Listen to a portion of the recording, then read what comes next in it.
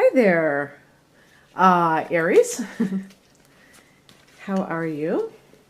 This is your September 2016 General Taroscope.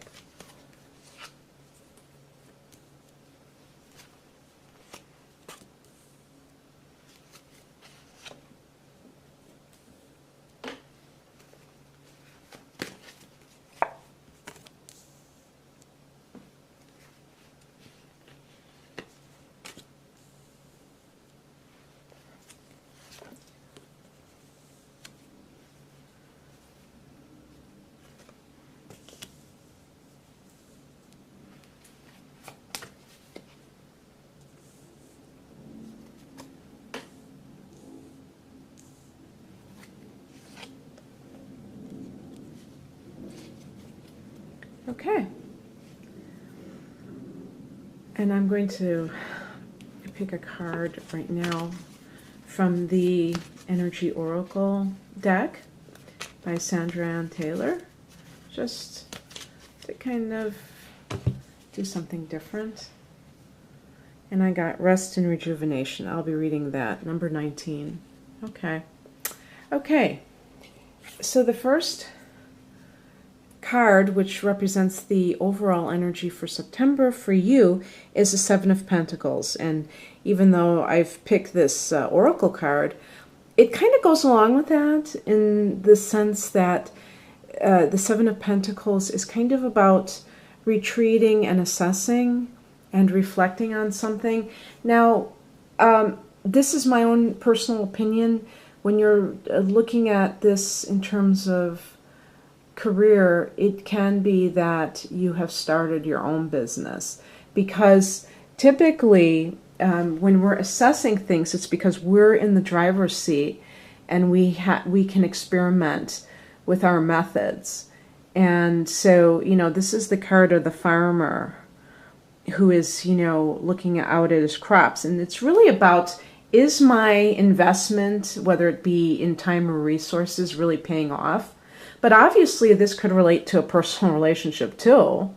And so for some people, if you've been dating and you're kind of like on the fence of whether or not you're really into the person. Personally, for an Aries, I think that would be slightly problematic only because, well, no, I shouldn't say that, because I was going to say you're so immediate that you decide right away, what you like and what you don't like. But maybe sometimes you are too impatient to allow things to really flourish. And this is kind of like in all areas of your life, you may kind of quit too early because you don't see your payoff right away out of impatience. So I, scratch what I said that about romance, because that might be what trips you up, actually.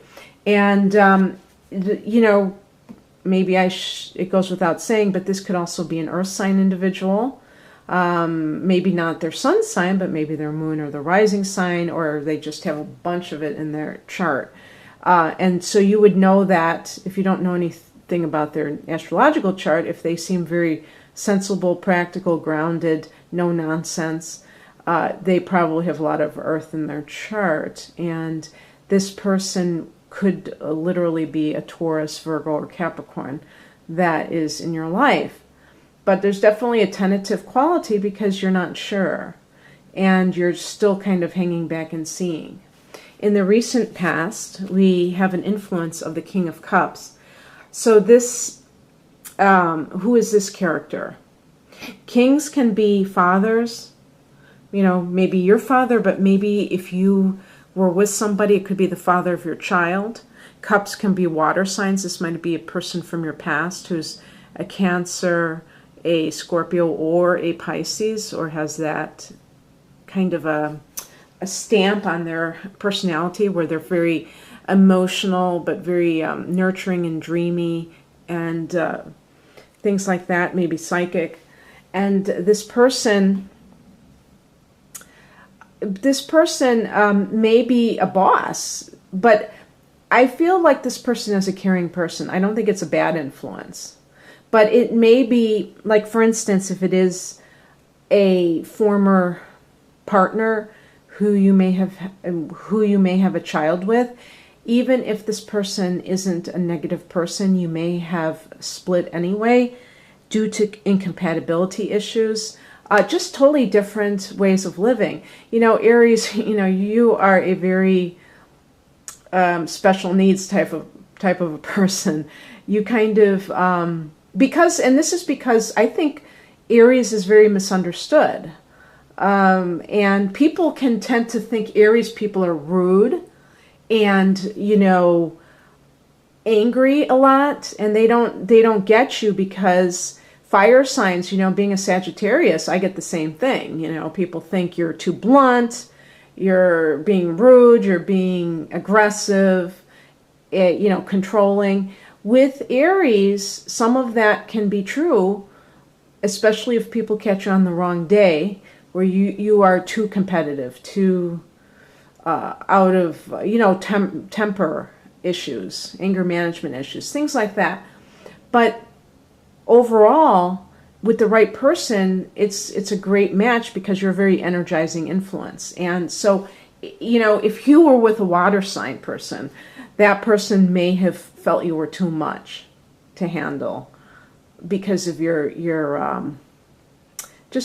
energy. It might have clashed with them, and you might have felt that they were being, babies. Maybe you thought they were whining too much, or they were too cautious in life, and, afraid of their own shadows, or too sensitive, and they might have thought you were too insensitive. So that could be like a water sign person in some capacity. But I do think that this person is not a bad person, and it may even be a calming influence for you. It just might have been, if it was a romantic situation, you might not have appreciated it. This could have been a boss too that was helpful. Maybe an understanding boss. If you wanted to go your own way and start your own business, that person may have been supportive. In the near future, or the current time, I guess, too, the Magician card, this is really awesome, because this is you being a conscious co-creator and really taking charge of what you want and creating it yourself, not waiting for it. So it does kind of go along with the idea of you being your own boss and, being in control of your destiny versus, having to work for somebody else. I say this sometimes in private readings to people who are cardinal signs. So Aries for sure, but also Cancers, Libras, and Capricorns, that the cardinal signs really would rather be in a position of authority than to be an underling. And you're suited for it. It isn't because it's like an ego issue. It's like you're really suited to be in charge. And whenever you're in a position where you have to take orders instead of give them, there's always going to be, I think, a little bit of a energetic dissonance happening, because it's just not in your DNA, spiritual DNA, to do that. So you may take the reins finally at some point and say, I'm going to do my own thing. And that's great. I mean, that's really what, and it's about stepping into your power too, though. It's not just about doing it, but knowing that you can do it. And I think a lot of Aries already know this. I think you guys, out of probably any sign, would make the best life coaches. I was looking up Anthony Robbins' sun sign, and I think he's technically an Aries because he's born on, I believe, March 21st. So I find that pretty hilarious because, it's perfect. And even when he's speaking in this very, type A personality like this, So that's the Aries thing. Okay, so what crosses you is the Six of Wands. I think that now the Six of Wands, I'm going to be reading this in a reversed position.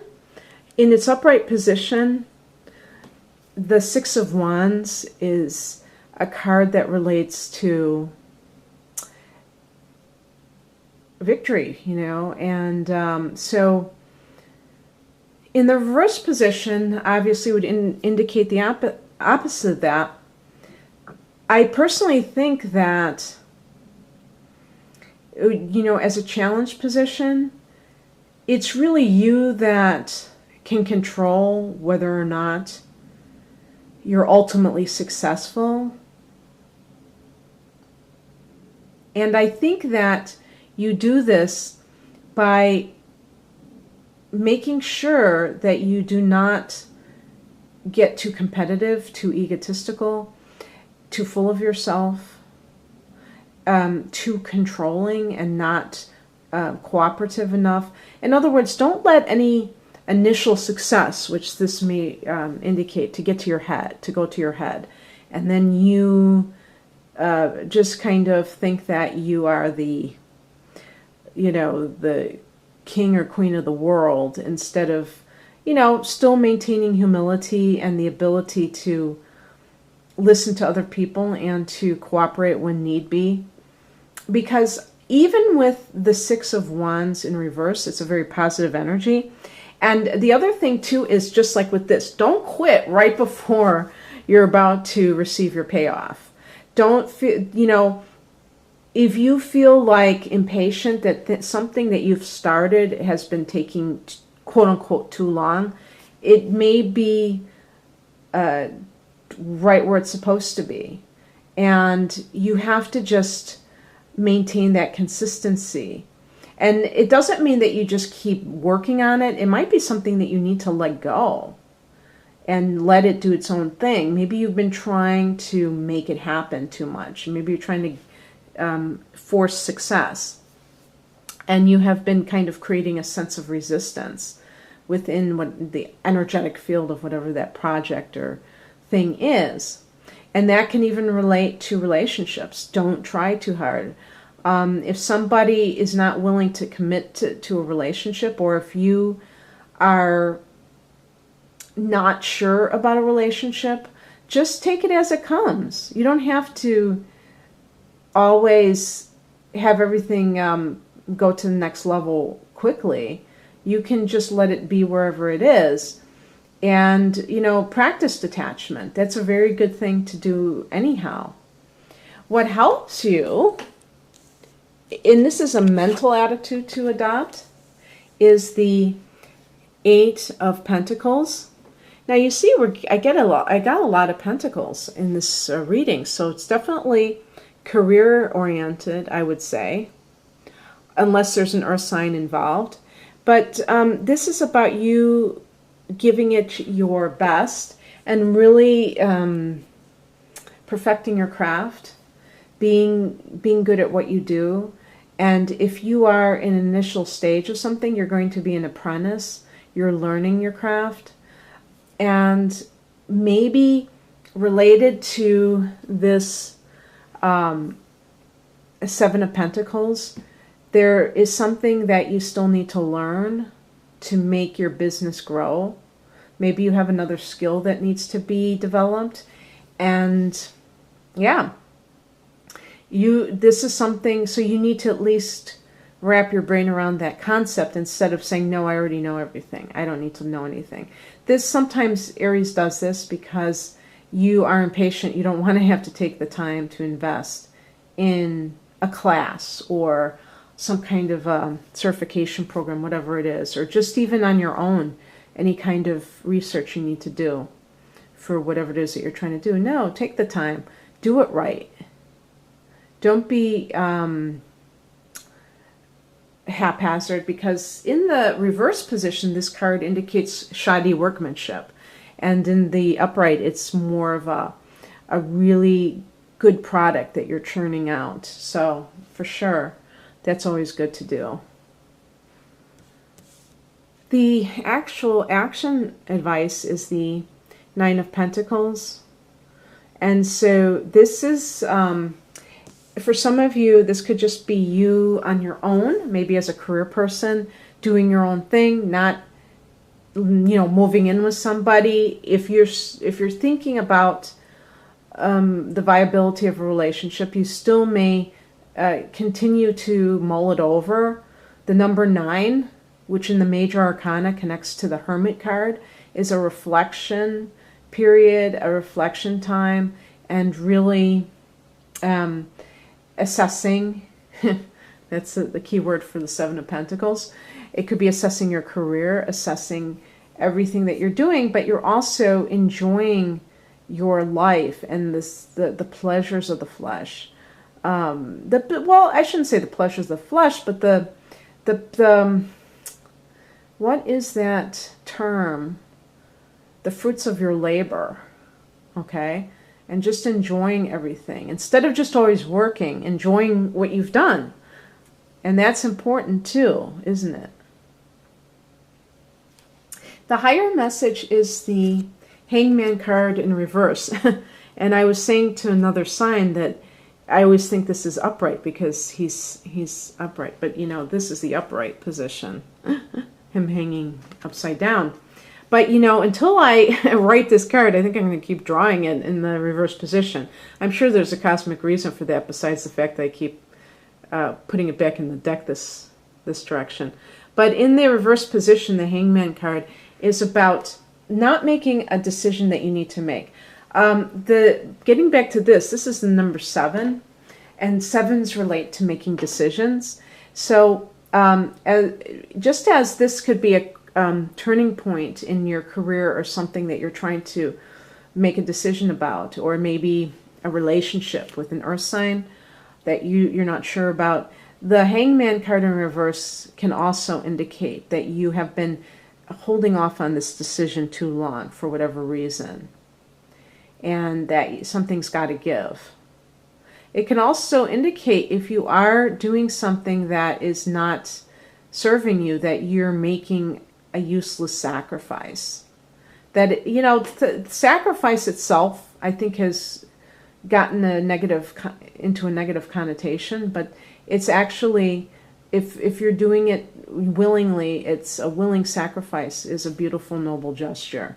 And yet, sometimes people sacrifice needlessly because of some factor that, you know, may be legitimate in a certain way. Not wanting to hurt another person, not wanting to get into the messiness of breaking up with some person. There's all kinds of, you know, logical reasons why people would put off the inevitable, but it is telling you maybe that's holding you back from some of the other things that you're trying to achieve. The outcome is the Lover's card. So this is about hooking up with somebody at a deep level. So this may kind of reinforce that this person is going to be someone for the long haul, and maybe you'll continue onwards and deepen the relationship. For some in business, it may be that you go into a partnership. Maybe you try to do it alone and you decide that it's not working out and you want to do this with somebody else, maybe a friend even, somebody that you really get along with. The other thing is that it's connected to a choice, yet again, so it may be reiterating you need to make a choice, or you are going to make a choice. It can be associated with the sign Gemini. So if Gemini is in your life in some way, maybe you'll meet a Gemini if you're looking for love, and there's definitely you connecting deeply with one other person that is featured in the month of September for you, Aries, and that's pretty cool. So let's talk about this card. Number 19, which adds up to a 1, which is a new beginning. Rest and rejuvenation. By the way, in numerology, the number 19 adds to a 1. So it can be a situation of new beginnings, but the 1 and the 9, it's like the beginning and the end. And we kind of have that with the new moon that's happening on the 1st of September. Because we have the 1 and we have the 9. Oh yeah, I wasn't even thinking about it like that. I was thinking about it. Yeah, I mean, we do have the 1 and the 9 because it's 9-1. So it's the same two numbers. And even this is a universal year of 9. But what I was really thinking about was more of that it's a new moon on the 1st of September. Actually, an eclipse, a solar eclipse. And so that's very powerful. And for you, this is falling in the area of your health, the 6th house. So this could be, oh, well, this is pretty apropos then, because I got rest and rejuvenation. So you may want to start a new program, but we're having a Mercury retrograde. However, I heard that actually, and maybe this is because you know, the 6th house does deal with health, and Mercury rules the 6th house, that diets and what do you call it, like exercise routines, anything that's related to 6th house, that it's actually helped. Well, I heard about diets to start during a Mercury retrograde, because that you can retweak, you know, you can tweak it later on. It's like the reason that Mercury retrograde is considered a bad time to start to launch a new project is because there can be complications. But with diets, there's more fluidity because you can kind of see how it goes. It's almost like this experiment that you're doing, and if something doesn't work out,